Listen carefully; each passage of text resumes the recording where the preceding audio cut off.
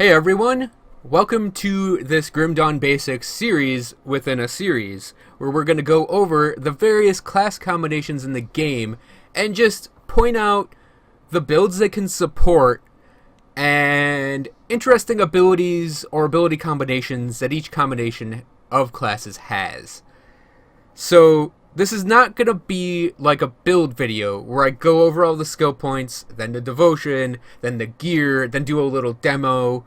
It's more going to be about just talking about the classes, sort of a conversation with myself, pointing out the good things about them, pointing out the good things about the combination together, and generally just more throwing out ideas than anything else. And we're going to start today with the Sorcerer. Oh, and I want to point out that these videos aren't going to be super long, like 5 to 10 minutes each. And I'm going to try to be very thorough. But if I miss something, please let me know. Or if there's an interesting combination for these two classes where you throw in a piece of gear that makes it sing, please let me know as well, because I could go over that in its own video. Or even make a build video about it. So with the Sorcerer, I personally think it's the best class because, not because it's powerful. I wouldn't say best class. I'd say it's more like most, like, I can't say best. Effective class combination? Even then that sounds a little loaded to me. It's the most, not even optimal. It's the most robust, most build friendly. It's a class combination where just it meshes together so well with what the two trees do that with low gear dependency you can pretty much build around any of your main attack abilities and it's gonna work. At least for the most part, it's going to work. Obviously, as you get better gear, it's going to work more smoothly. But all things being equal, outside of the tree, I really do think the Sorcerer, in terms of lowest gear dependency towards highest build diversity, is probably the best class in the game right now. Just by example, we have my Albrecht's Aether Ray Sorcerer here, and he's built around Albrecht's Aether Ray, and he works. Obviously he works. I've done like a ton of videos in Ultimate with him. You could take and make a Panetti's replicating missile Sorcerer build, and it would work. It'd work great, actually, because if you look, you're supporting fire mostly, and there's a % fire increase on distortion. And it's all elemental damage. So fire and lightning from, say, Flame Touched, gonna support the Panetti's. You could also do this with Kalidor's Tempest, almost in the same way I'm doing with Albrecht's Aether Ray. You just go into melee with it. And there's actual support for going into melee in the form of, say, Temper and Blast Shield. On top of that, you have things like, I'm mostly sticking on the Arcanist side here, like Devastation, which is just a huge bomb over an area. Reckless Power is going to support the Fire Aether builds, but it's also going to support the Fire builds on the Demolitionist side. Star Pact is going to support the lightning builds and support Trojan Sky Shards, which you could totally do as a Sorcerer. And I'm also going to point out, and this is where I'm going to point out a little item thing.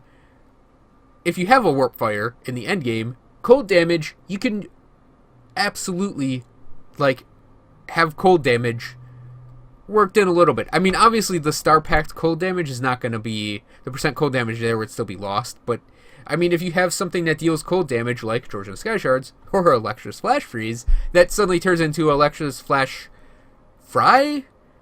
I guess? It's still a Sky Shard, that'd be Electra's Flash Flame? It turns it into a fire attack.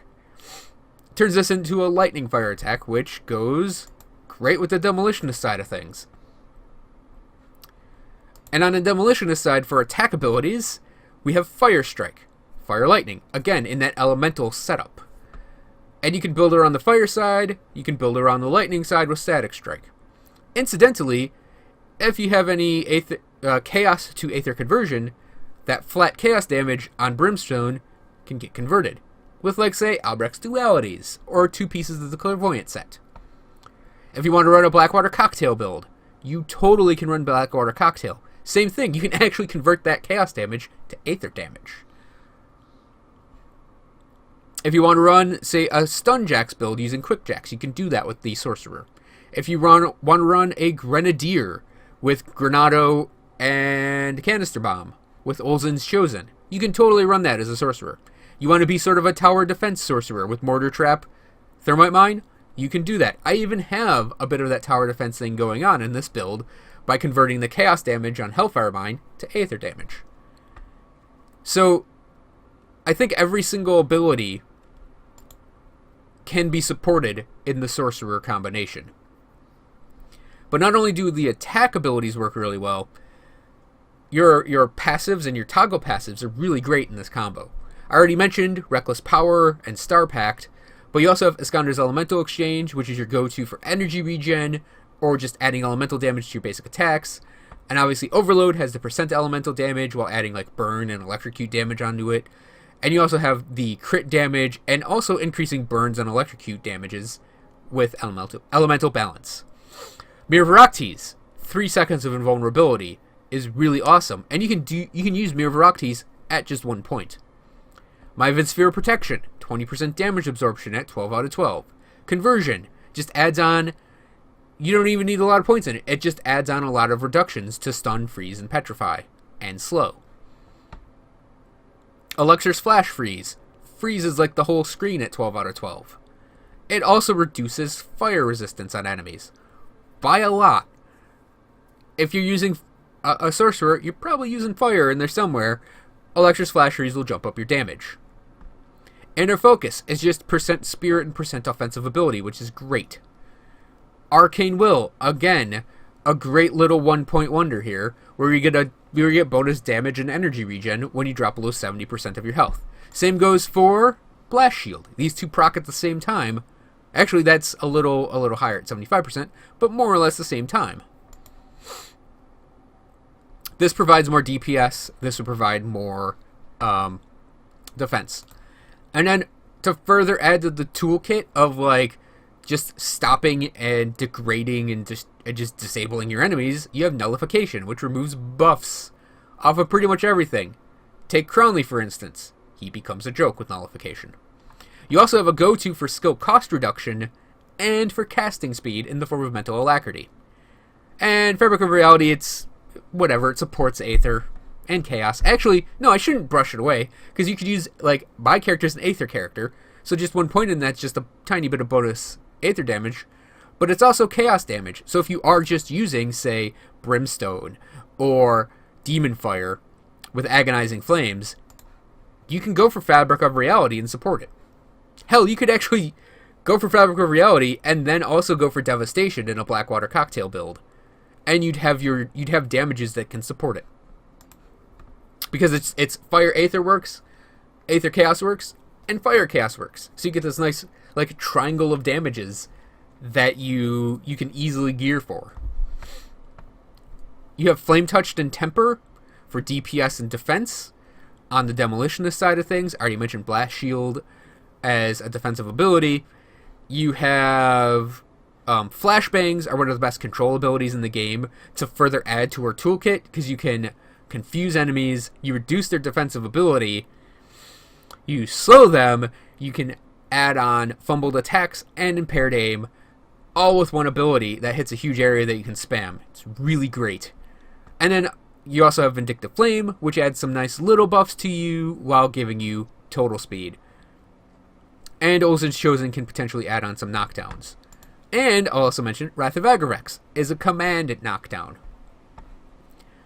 I think I've covered everything. All in all, the Sorcerer, the main reason I think it works so well is the damages mesh extraordinarily easily and well.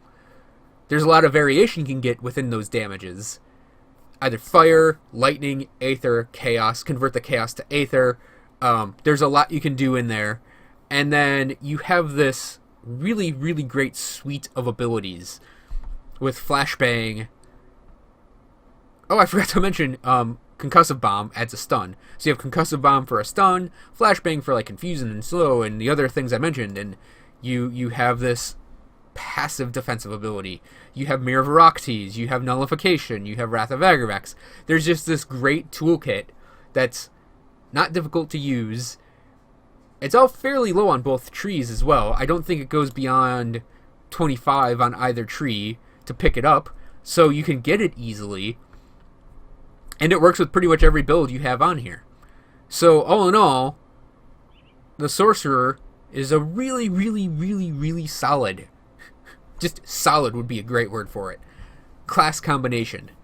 And I personally think it's probably the best combination in terms of solidity, in terms of low gear dependency to high build variation. And I think that just about covers everything. So, thanks for watching, everyone. I hope you enjoyed this video, and please give me feedback, because this is kind of just me talking for 10 minutes about the class combinations, and I want to know how it's working out. If I need to be clearer on some things, or like really go into noodle out details in future videos, I can do that. But I'm sort of going for more summary overviews of everything. But anyways, thanks for watching again, and I will be back next time with the Spellbreaker combination.